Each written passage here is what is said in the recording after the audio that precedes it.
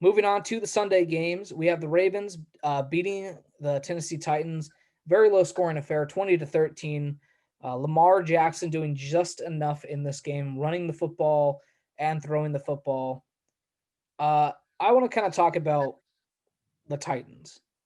Now, I know that we have somewhat of a disagreement regarding Mr. Derrick Henry and how good the Titans can be. I was saying it all year long that the Titans were pretenders. I don't think they can win a Super Bowl with the way their roster is constructed. Clearly not, because their defense isn't very good. I just don't think you can build your team and your offense around Derrick Henry, because as we've seen, if you don't have an elite quarterback, Ryan, let's be honest, Ryan Tannehill is not an elite quarterback. He's a good, solid, I think he's a franchise QB. I think you could build around him. But if you don't have one of these elite guys that can create offense for themselves, like Mahomes, Rodgers, Wilson, you're not going to be able to win very many games, or at least, I mean, you can win 10 games, but you're not going to be able to win a Super Bowl. Derrick Henry shut down in this game, 18 carries for 40 yards, averaging 2.2 yards a carry. He didn't run the ball very good. And if a team is willing to stack the box and dare Ryan Tannehill to throw, the Titans just aren't a very good football team. No, I agree. I really think Ryan Tannehill is a simply do your job quarterback, and he's really proven to be good at it. Considering how good of how long he's been in the NFL, and the fact that he had a consistent starting job for the Dolphins, but just because of the time the Dolphins had bad management and bad coaching, then he was able to be acquired by Tennessee for cheap prior to his new contract. I will say, if you are going to be a run heavy offense like Tennessee, it has to be made. It has to come with a really good defense. It has to. And if you don't have a good defense, and Tennessee, we all know their defense is it's it's there. It's not great. They brought in Jadeveon Clowney hoping that they would get. He got hurt, so but he got hurt. yeah. So other than that, they're basically hurt. They're not good enough on defense to allow that offense to help them out. And again, I don't mind running the ball, let alone having a really good running back like Derrick Henry being. I don't either.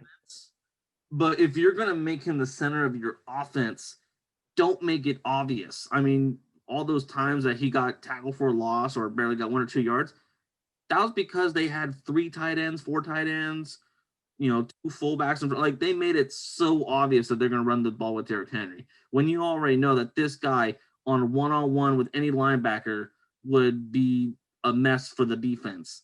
You don't have to bring 9, 10 guys. You're just attracting more guys in the defensive tackle box. And I think by actually spreading the offense out a bit, you would have probably helped Derrick Henry more than hurt him. Another thing is, Derrick Henry goes for 200 yards. He's the focal point of this offense and whatnot. He has a great season, obviously. Do you think maybe it just has to do with Henry getting kind of tired and worn out over the course of the season? Like, if you were going to use a running back that much, maybe it's a better idea to, maybe take it easy with Henry during the regular season.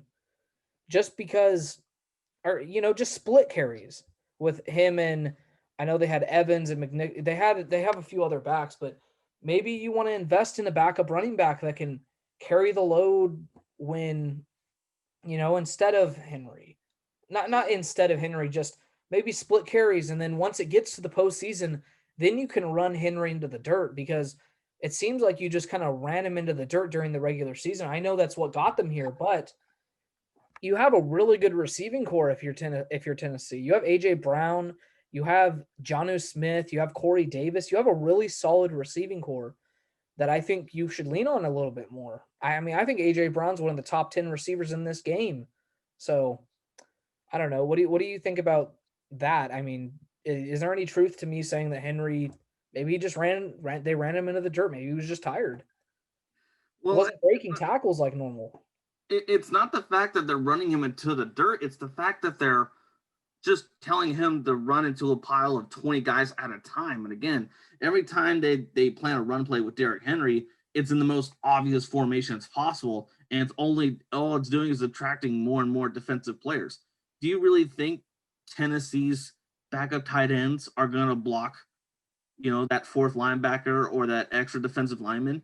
No. So of course, when Derrick Henry's handed the ball and there's no wide receivers out there to spread the defense out, then of course you're going to just run into nothing but piles of bodies. And we've seen how when he was with the University of Alabama under Nick Saban, when they have again talented receivers, mediocre quarterback that can do his job, all of a sudden Derrick Henry, he wasn't run into the ground. He still had 30 carries a game in college, but he was able to still run for nearly 2,000 yards again. Still, why? Because Nick Saban was smart enough to still have honest formations. He was able to keep opposing defenses from having 9, 10 guys because they knew they still had to cover their receivers. Tennessee's offense is the easiest to defend because you know what's coming before the ball's even snapped, let alone the cadence. Well, it's going to be interesting to see what they do. I mean, their offensive coordinator Arthur Smith is up for. I think he's been interviewed by every single team with a head coaching vacancy, so he's gone, right? A, I don't. And It's to going me, to be that's for the interesting. better then. Yeah, it's gonna. It's. I mean, they run this sort of Kyle Shanahan, Sean McVay, Gary Kubiak, West Coast zone run kind of offense, right? Um, it's gonna be interesting to see how they adjust offensively next year without their really good offensive coordinator, right?